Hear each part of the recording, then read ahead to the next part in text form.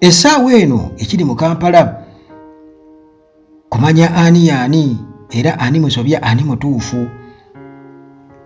Minisita Kyufa Togabye agamba nti Meeya Lukwago yandibadde aresigninga kubanga byonna ebiri mu Kampala, emivyo gyonna egiri mu Kampala yagireeta. Kati minisita ono yewa State for Kampala Capital City and Metropolitan Affairs Honorable Kyufa Togabye Kabuye agamba nti Lukwago yalibadde alikulira aresigninga ku kifo ky'obwa Lord Mayor, era nga bwe nkutegeezezza nti agamba nti Lukwago gino gyonna emivyo gimulaba mu Kampala, enkulaakulana embi, enguudo zimulaba ezirimu ebinnya, kasasiro, ebyo byonna Lukwago. Lwaki tebapangisa abannajjadda investments ne babakolera ku mirimu bo ne babalaga engeri gye bayinza okukwasaganyamu ekibuga? Era bano abannajjadda investments muganda wange bakyaliyo nnyo weebali, bayambye abantu bangi nnyo. Ensuku bazisimbye, ebizimbe babizimbye, abantu bazimbye amayumba.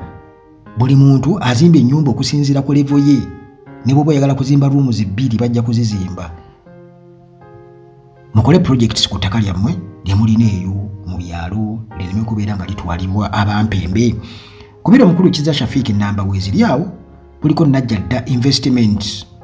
Muganda wange osobola okubeera nti otambulira wamu ne trend n'omulembe, oleme kumala biseera ng'okola naye ng'ate okolerera batwazi abali ebweru ku ekintu ekyo. Kinnuma nnyo buli wenyumyako n'omuntu n'angamba muganda wange bw'olaba neesiga bano baganda bange ne bankola bati.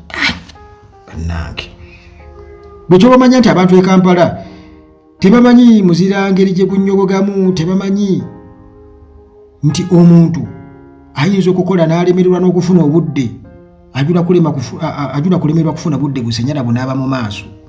Tebakimanyi bo, bamanyi byeno Kampala. Genda wali mutonyi yali akatobu ka 12. Kakati munnange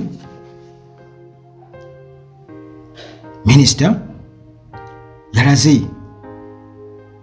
obutali bumativu eri obuweereza bwa Lukwago, management ya Lukwago, era nga yeebuuza nti Lukwago ddala alina obusobozi okubeera ng'akulembera Kampala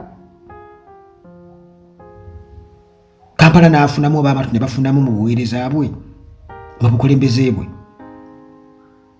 Mannange minisita ono anti nakugambye tetumanyi mutuufu na mukyamu. Kati buli omu agamba munne gwe.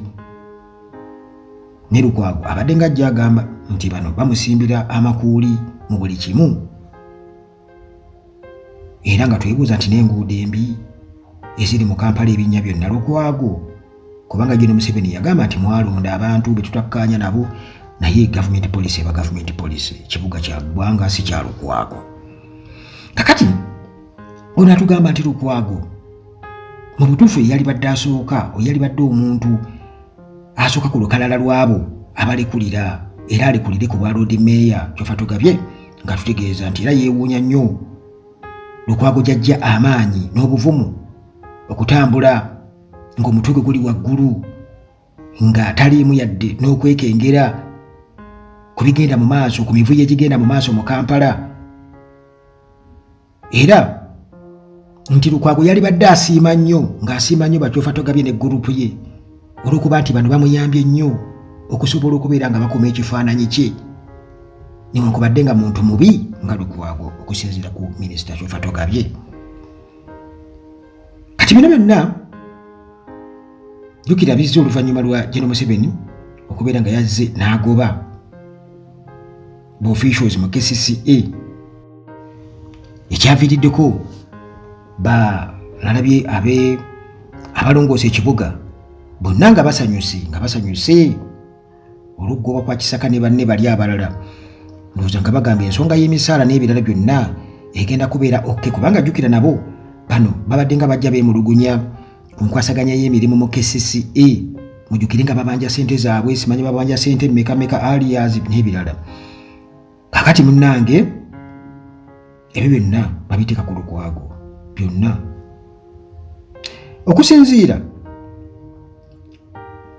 ku mukutu gwa X Kyofatogabye agamba nti ebizibu byonna oba emivuyo gyonna egiri mu Kampala gye mulaba byonna biva mu bulagajjavu bwa Lukwago okubeera nti alagajjalira emirimu gye, nti Lukwago asinga kufukasinga oba essira asinga kuliteeka ku kulwanirira oba kwogera ku nsobi za gavumenti, era asosowaza nnyo Katonga, kiwayi kyabwe kyefuddiise kye Katonga okusinga ebyetaago by'ekibuga. Okusinziira ku minisita agamba singa Lukwago yali ateekayo nnyo omutima ku mirimu gye nga meeya, road meeya wa Kampala, katugeze kale n'awaayo ennaku 5 zokka mu wiiki, nti Kampala teyalibadde na bizibu. Mbu n'awaayo ennaku 5 zokka mu wiiki, Kampala teyalibadde na bizibu, temwalirabye ku binnya, temwalirabye ku bintu ebyo byonna bimwogerako ne kasasiro. Naye munnange takikola, mwalibadde mulabira ddala enkyukakyuka singa Lukwago mbe yali afaayo. Agamba nti ebitundu 9 ku buli 100 ku biseera bya Lukwago oba tayimu ya Lukwago mbu asinga kugimala mu mirimu gy'e Katonga. Mbu ku City Hall agendayo kunona mafuta na allowances, olunaavuga n'addayo e Katonga. Mbu singa asobola mu wiiki okuwaayo just wiiki emu n'awaayo ennaku 5 ng'afokasinze ku duties ze, agamba nti munnange yalibadde akola bingi nnyo okutaasa ekibuga, okusinziira ku minisita Kyofatogabye. Kakati awo bannayuganda omanyi kati wano ebiseera ebisinga obungi tukimanyi nti abasajja bano balungi nnyo mu kudaivatinga blame oba ensobi zaabwe ne baziteeka ku bantu abalala, bo tebakola nsobi. Era gwe oyinza okulaba Kyofatogabye ng'ayogera ebyo n'olowooza nti byogera ku lulwe, ng'oggyeko obugulumba obuliwo wakati we ne road meeya Erias Lukwago. Naye kati ye ne Museveni okujja mu kibuga atereeza ebintu ne mutabani we, era abantu ne basanyuka nnyo, naddala abalongoosa ekibuga abo abaami n'abakyala bamutera okulaba nga balongoosa beera ku enguudo nga bagamba bawonya obukulembeze bwa Kisaka, kubanga abadde munnange abatambuza abatambuliza ku bunkenke. Jukira nti abakyala abo emabegako bayogera ku kubasalako, sente tebabawa, sente zirwayo, so nga ate munnange abasinga basingo mothers bweyizaawo mu kwera ekibuga.